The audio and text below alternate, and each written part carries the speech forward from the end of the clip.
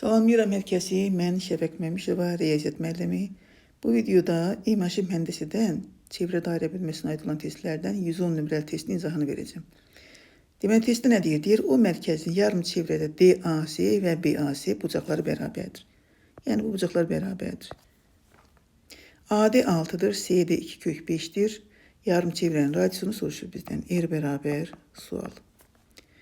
Bilirik ki, çevrə daxilində bərabər bucaqların söykəndiyi vətərlər də qövslər də bir-birinə bərabərdir. Yəni, mən CB vətərini çəksəm, CB vətərinin uzunluğu olacaq 2 kök 5. Daha sonra C bucağı 90 dərəcə olacaq. Niyə? Çünki düz bucaq olacaq. Çünki yarım çevrə söykənib. Bu bucağa deyirəm beta. Daha sonra nə edəcəm? Mən C bucaq təpəsindən bir parça çəkəcəm belə. Hansı ki, AB-nin beta bucağı əmələ gətirsin. Məqsədim burada bərabər yanlış bucaq yaratmaqdır. Ta ki, burada deyirəm K. Onda burada 2 kök 5 olacaq. Onda nə alırıq? Alırıq ki, AD C3 bucağı ilə AK C3 bucağı bir-birinə bərabərdir. O zaman alırıq ki, AK da neçədir? 6-dır. Yəni, bax, bura 6-dır. Bax, gördüyünüz parça 6-dır. Daha sonra nə edəcəm? C düz bucaq təpəsində hündürlük çəkəcəm. Ta ki, bura olsun D. Bərabər yanlış bucaq olduğuna görə KCB. D nöqtəsi KB-ni yarı böləcək. Ta ki, bunların hər birini x deyirəm. Daha sonra baxacam 3 bucaq BCA.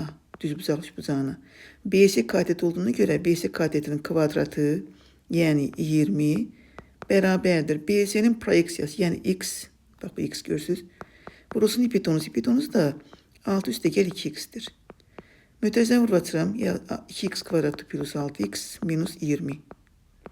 Bərabər 0. 2-yə bölsəm x kvadratı plus 3x minus 10 bərabər 0. Buradan alırıq ki, x bərabər x plus 5. X minus 2 bərabər 0. Bəli, x bərabər 2 aldıq. X 2-dir. AB diametri olacaq 6 üstə gəl 2x. Yəni 10. Onda radius olacaq neçə? 10'un yarısı, yəni 5.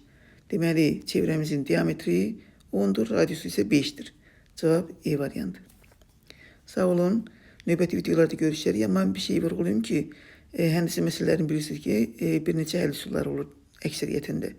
Alternativ həllər hər zaman mümkündür.